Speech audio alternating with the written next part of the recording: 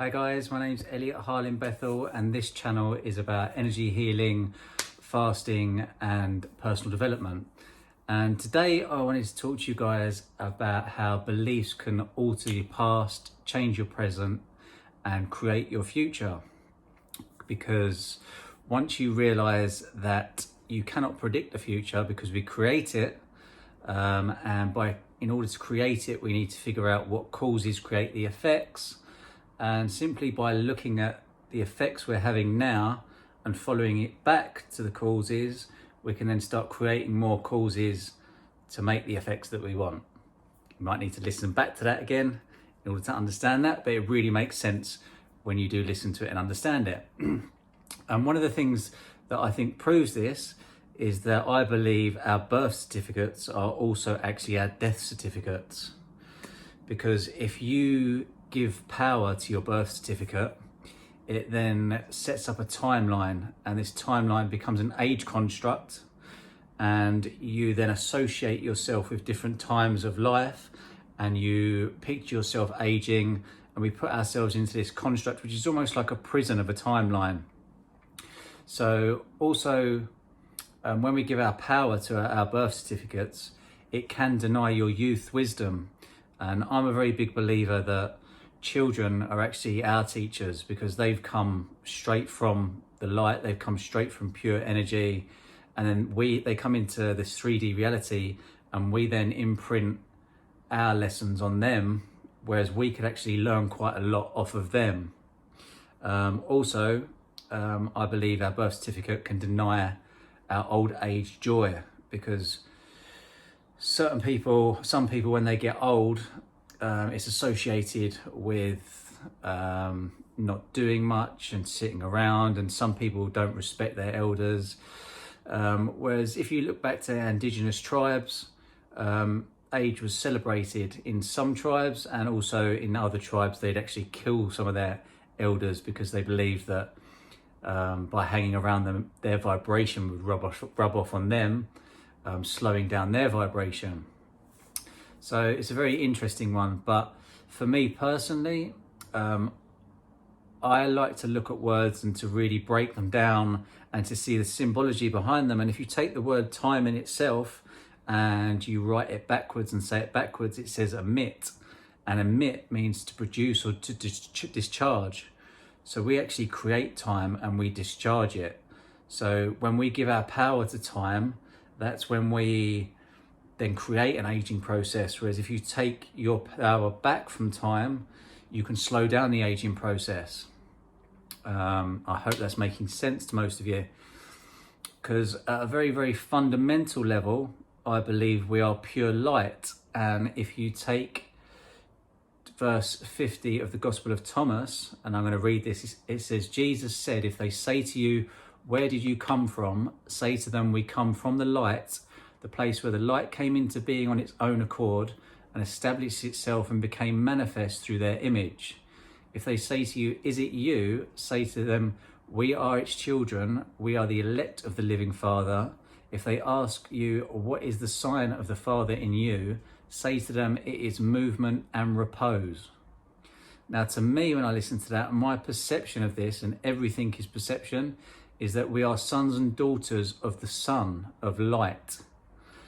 Energy vibrating at a certain frequency. So we are pure light energy vibrating at a certain frequency. And the best part of this is you have free will to decide at what level of vibrational frequency you wish to experience this energy. So this is where the law of attraction states that if you already have everything you want, because if you imagine the things that you want, you can then create that feeling within yourself, which sets that vibration within yourself. So you then become that vibration, and then that vibration comes to you. So you don't see things to believe them, you believe them to see them. So if you want something, you have to believe you already have it, because the belief is what creates it. So if you take a thought, the thought is conscious. So the thought is in the present moment and it's conscious. And then the emotion or the feeling the energy, then establishes that, because the subconscious, the language of the subconscious is feeling or emotion. So then when you take the thought and you add the feeling or emotion to it, that then impresses it onto the subconscious, and the subconscious then runs that program or paradigm and brings that energy to you. So the law of attraction is you put it into your energy field, you become that, and then that then comes to you.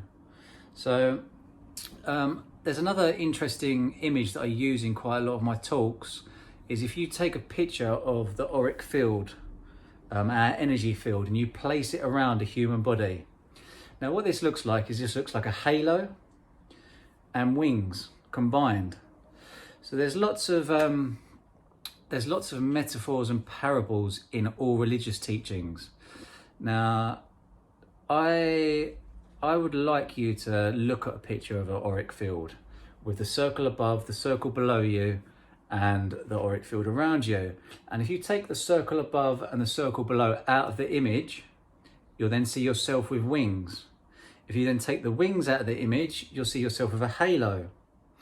So there's lots of parables and metaphors in and throughout the Bible. And I'd also like to point out another one, which is, for years people believed we needed animal products to produce muscle, for the proteins and for the amino acids. Now I stopped eating meat 4 years ago now. And as you're following this channel, you'll see I went from meat to pescatarian, and then I cut eggs out and then cut dairy out.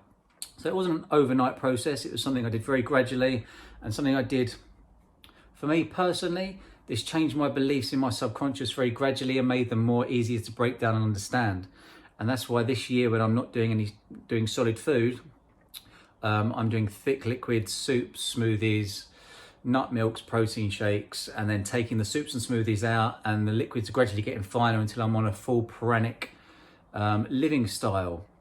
And this is not because I don't want to eat food, because eventually I will go back to eating food, but this is because I'd like to show that we can survive without food, that I believe there are purer forms of energy like breath work, pranic living, or chi, prana, sun gazing, earthing, grounding, the exchange of protons and neutrons and electrons throughout the body, and an exchange with the earth when you stand bare feet on the ground.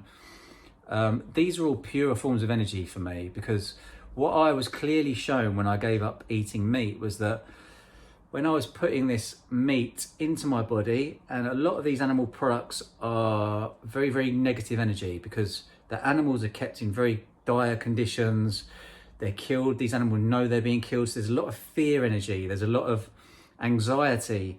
And then by taking, I am energy vibrating at a certain frequency. I have 114 chakras within my body, 7 through the main energy center systems.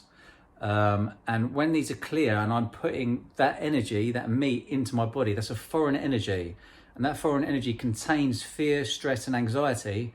So then I was becoming fearful, stressful, and I had anxiety, and I had a lot of addictions and problems that came along with that. And when I stopped putting these foreign energies into my body, I stopped experiencing these things. Now, this is the same as if I was to say to you, the enlightened guru or yogi Sadhguru, I've heard him say that he would not give a bottle of water to his daughter if that bottle of water was passed to her from someone who's angry, because that water, that person's angry, is in their energy field, which is then affecting that water. And this has been shown through Masaru Emoto's book, The Hidden Messages Within Water, how when we speak positive words to water, it affects the water, and it's very, produces crystalline, angelic-like constructs within the water. But then when you speak negatively to it and say like, fuck off, I want to kill you, or this or that, the water goes very polluted and very, very unnatural looking. And this is also on the rice test, if you Google the rice test.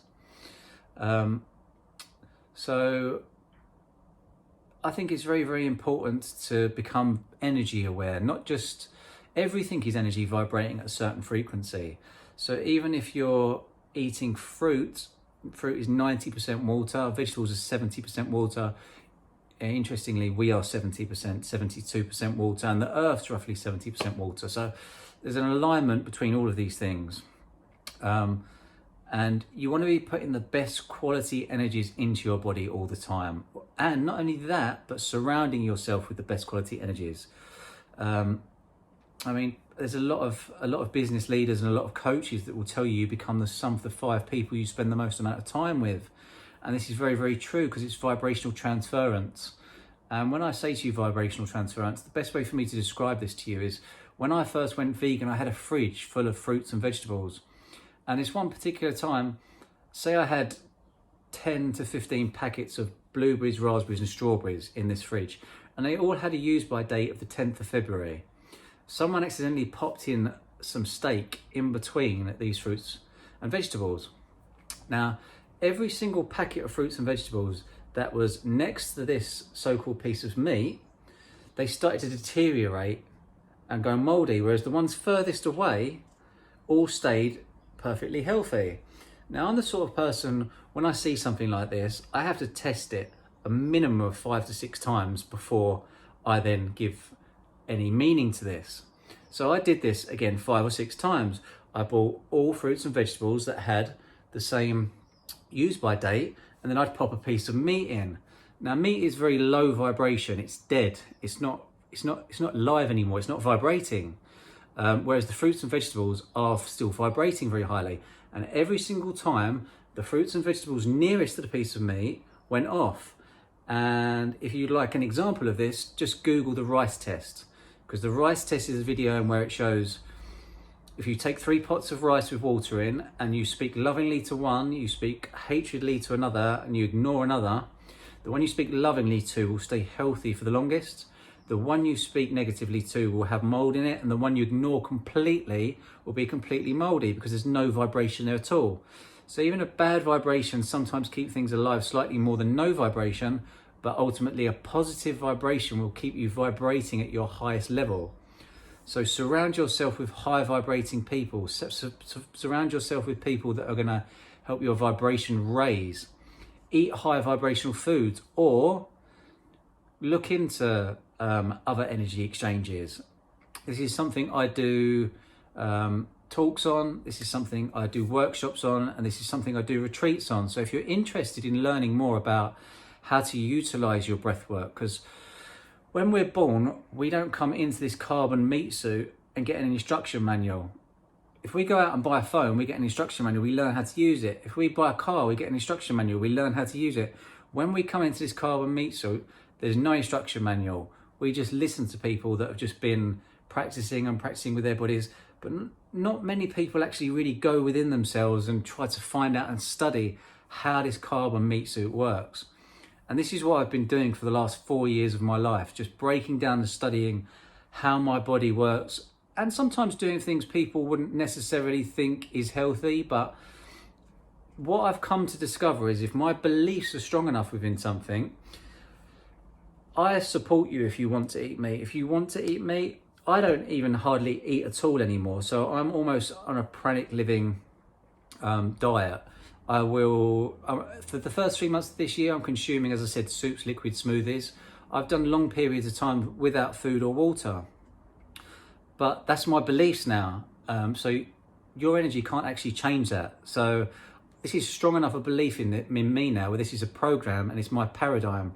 So I've created this into my personality. It's become my personal reality. And now that's how I live, and this is how my body survives like this. And this is how, if you want to eat, I know people that are carnivore diets and all they eat is meat. But if their beliefs are strong enough that this is the right thing for them, then that will ultimately work for them, because our beliefs are what create our reality. So for me personally though, if I know I can survive without eating meat and without harming another sentient being or another living thing, then I would choose not to do that. Just as in, now that I hardly eat much at all, I've actually said that if people were to fast for 16 to 18 hours a day, that's a third less packaging that we'd need. That's a third less transport that we need in the world.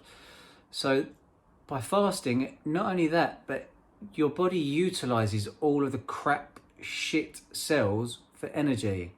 So I haven't been ill for over 4 years now. And it's pretty amazing how your energy levels rise. I've studied my body and I've monitored my sleep. So my sleep when I'm fasting from food and water is roughly 5 hours a night. When I'm on liquids, it's roughly around six and a half hours a night. When I'm eating food, it's around 8 to 8.5 hours a night. But my deep sleep and my REM sleep is always higher quality when I'm fasting than when I'm eating food, because my body has to process all that energy before I align back to my own energy and vibrational frequency. So I've really been studying myself quite a lot, and if this resonates with you, then feel free to take it on and maybe even embody it yourself.